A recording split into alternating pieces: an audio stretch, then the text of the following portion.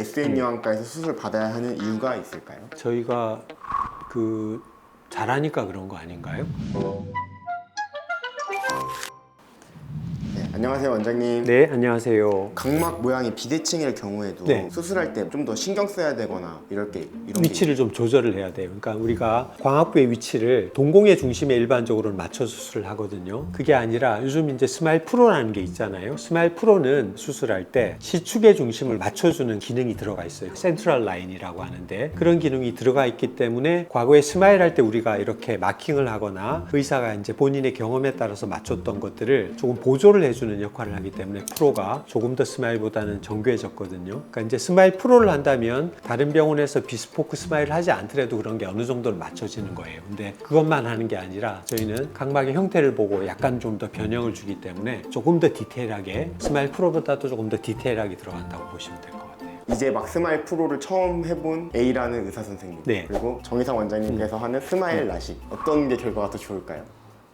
그건 너무 어려운 질문인데 그 스마일로 비교하면 확실히 차이가 날 거고요. 스마일 프로가 일반 스마일보다는 시축의 중심이라든지 난시의 축의 위치라든지 이런 것들을 더욱 정교하게 잡을 수 있는 기능이 있기 때문에 훨씬 좋아진 건 맞지만 제가 스마일을 비스포크 스마일로 아주 완벽하게 한다고 하면 그게 아마 조금 더 좋은 기능을 발휘할 수 있겠죠. 근데 저도 일반 비스포크 스마일보다는 비스포크 스마일 프로가 더 이제 안전한 거죠. 그래서 수술자가 아무리 훌륭하다고 하더라도 장비의 중요성을 완전히 간과할 수는 없어요. 지금 이제 우리가 로봇 수술이 계속 대세가 되고 있는 게 의사가 하던 것들을 많이 보조를 해주기 때문에 아무리 숙련된 의사가 하더라도 그런 좋은 장비를 이용해서 하게 되면 더 정밀하게 할 수 있기 때문에 의사가 가질 수 있는 한계를 뛰어넘는 뭔가가 지금 계속 이루어지고 있거든요. AI도 그렇고 로봇 수술도 그렇고 정말 계속 이제 발전하고 있는 거죠. 그래서 할 수 있다면 최선의 장비를 이용해서 최선의 의사가 하는 수술이 최고일 것이다. 이렇게 얘기를 할 수 있을 것 같아요. 최상의 결과를 위해서는 내려면 원장님께 저한테 스마일 프로로 비스포크로 받으시면 되겠죠.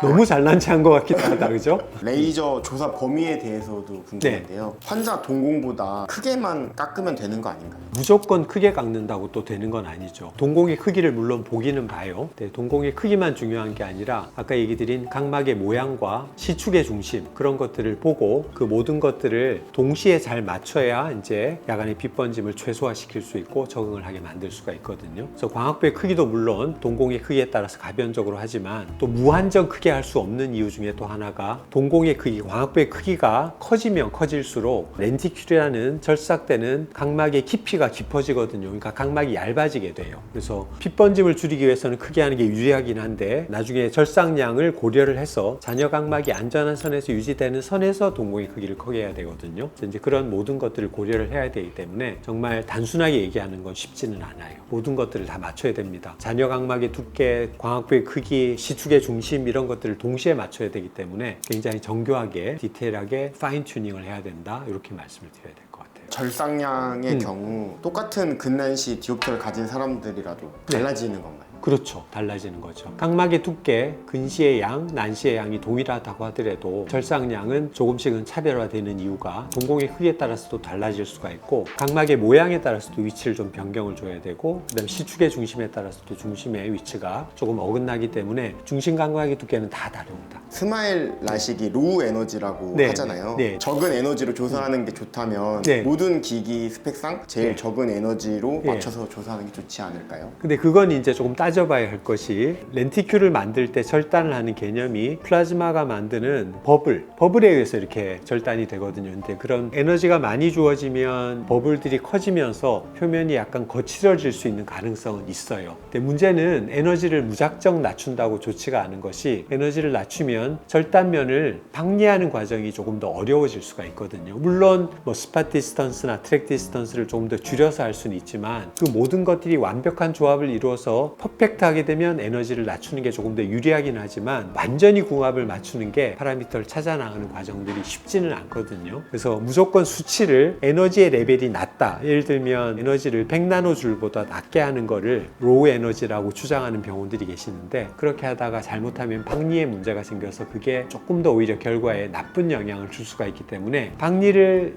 유연하게 할 수 있는 안전하게 할 수 있는 선에서 에너지를 낮게 쓰는 게 좋겠다라는 게 제 생각이고 저희 병원은 그렇게 이렇게 파라미터를 조정하고 있어요. 그래서 완전히 100나노줄 이하의 레이저 에너지까지는 아니지만 100나노줄에 근접한 에너지를 쓰면서 스팟 디스턴스와 트랙 디스턴스를 조절을 하고 방리를 안전하게 진행하고 이런 것들이 저는 조금 더 중요하다고 생각합니다. 그래서 숫자에 집착하는 것보다는 어쨌든 수술 과정이 스무스하게 부작용이 생기지 않게 안전하게 진행될 수 있도록 할 때 가장 최적의 결과를 만들 수 있다라고 생각을 합니다. 저희는 이 스마일에 대해서 특화된 병원이고 오랫동안 경험을 가지고 있고 연구를 하고 있고 환자 개개인에게 가장 최선의 결과를 만들어 줄 수 있는 그런 시스템을 만들어 놓고 또 그런 경험을 가지고 있고 실제로 의사 개개인이 환자 개개인의 데이터들을 잘 분석하고 수술을 하고 관리를 하고 있기 때문에 내 눈의 결과를 최선으로 만드는 병원을 선택하고 싶다라고 하시면 저희 병원을 찾는 게 맞겠다라고 자신 있게 말씀드릴 수 있을 것 같습니다. 감사합니다.